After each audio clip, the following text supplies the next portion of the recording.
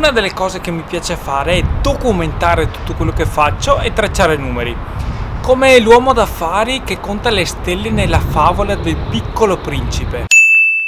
La conoscete, no? Da bambino mi sono sempre piaciuti i numeri e la matematica e tra l'altro la mia tesi di laurea è stata sul data mining, però mi piace sempre accumulare i numeri e poi fare un'analisi a posteriori sui dati. Questo ti fa sempre imparare qualcosa di utile. Poi adesso con le app e la tecnologia si può fare quasi tutto in automatico e non bisogna più perdere tempo a scrivere sul taccuino i numeri e poi fare le somme a mano. Cosa conto?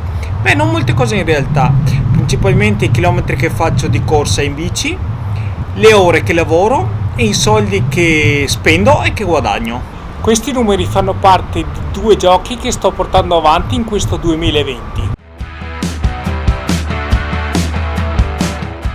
Questo coronavirus sta producendo degli effetti collaterali di demenza in cui le persone fanno delle cose assurde del tipo queste 2 mie sfide. Sono una specie di sfida personale che mi sono inventato, ma non sono venuti fuori ad inizio anno, non è che li ho decisi a inizio anno, ma sono venute fuori analizzando i dati che registro giornalmente nei miei fogli Excel, anzi Google Spreadsheet.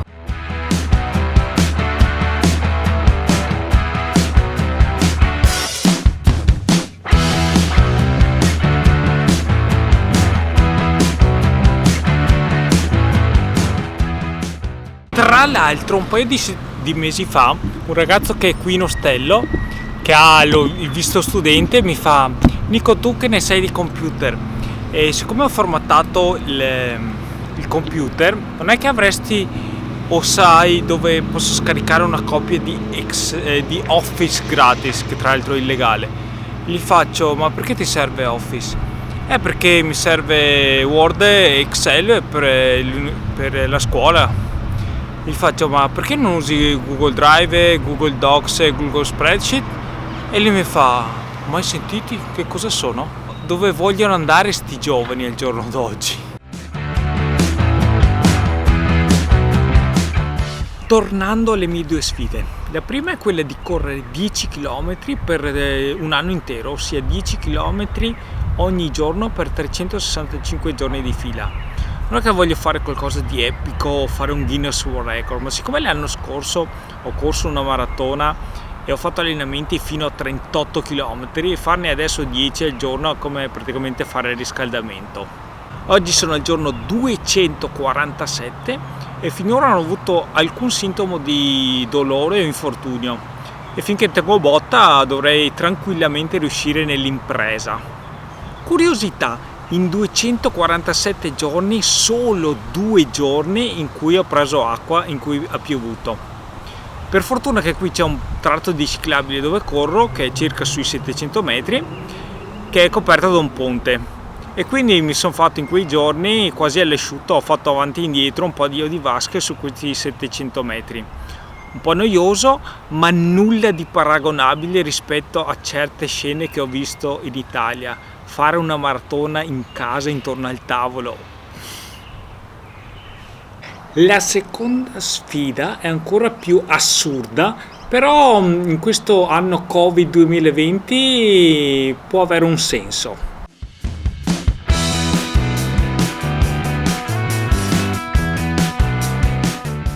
Seconda sfida è quella di spendere meno soldi possibili in questo 2020. Beh, abbastanza facile visto che non ho l'affitto da pagare, non ho bollette da pagare, spese di trasporto non ne ho visto che vado in giro in bicicletta e l'unica spesa sono fare la spesa al supermercato. Per mangiare spendo poco visto che mi cucino tutto in casa. Inoltre qui in ostello trovo sempre del cibo gratis nel cestino free food e poi ultimamente dal ristorante sto portando a casa un sacco di mangiare, sempre pane e poi frutta, dolci, carne e altra roba. Infatti ho messo su un paio di chili mi sa, ma siccome non devo gareggiare chi se ne frega, tanto li smaltirò quando arriverà l'estate.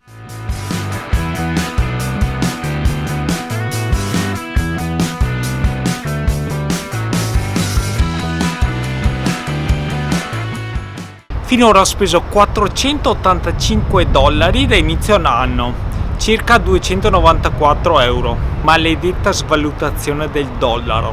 Per la cronaca, 99 dollari di questi 485 sono stati utilizzati per comprare questo telefono. Se continuo così dovrei riuscire tranquillamente nel mio obiettivo di spendere meno di 1000 dollari in un anno, solo che tutto dipenderà da cosa succederà nelle prossime settimane.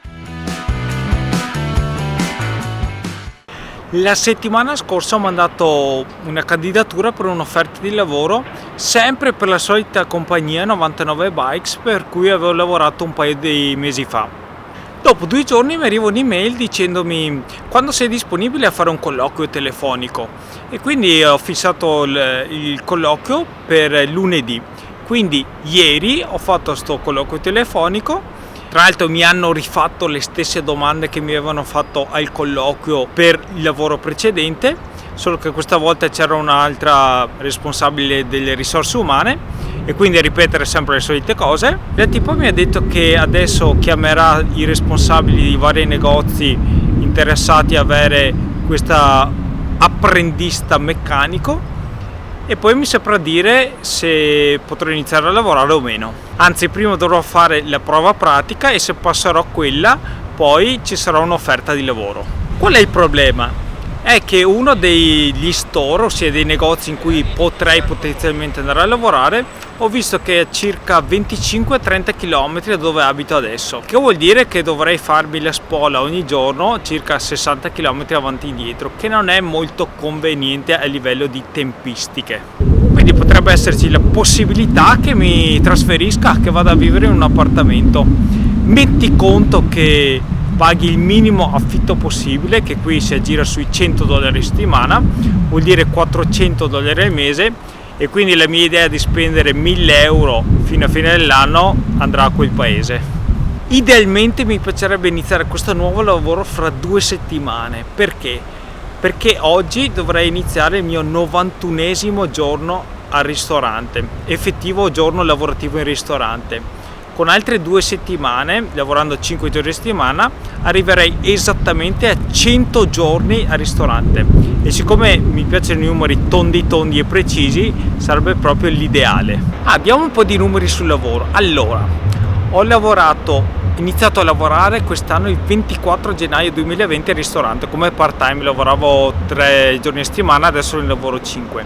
In totale ho lavorato 424 ore facendo una media di 19 ore a settimana. Ho messo via circa 700 dollari, circa 4.225 euro. Maledetta svalutazione del dollaro. L'altro lavoro che ho fatto a montare biciclette ho lavorato un totale di 156 ore.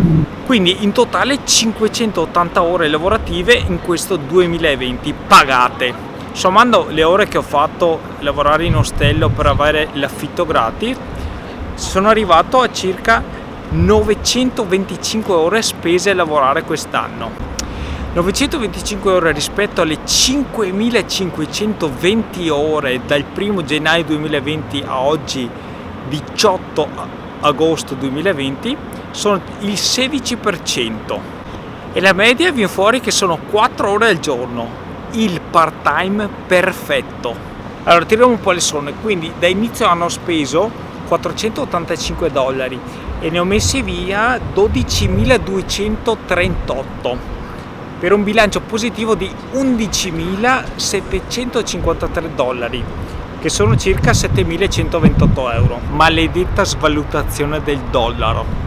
Praticamente spiccioli, ma va bene così. Chi si accontenta gode. Poi domenica sera ho fatto il tax return, che sarebbe la dichiarazione di redditi australiana. Siccome è nell'ultimo anno finanziario, che è scaduto il 30 giugno, ho guadagnato meno di 18.000 dollari, non dovrei pagare tasse. Quindi siccome ho pagato già tasse in anticipo nelle mie buste paga, adesso dovrei avere indietro le tasse che ho pagato, che dovrebbe essere circa 2.800 dollari.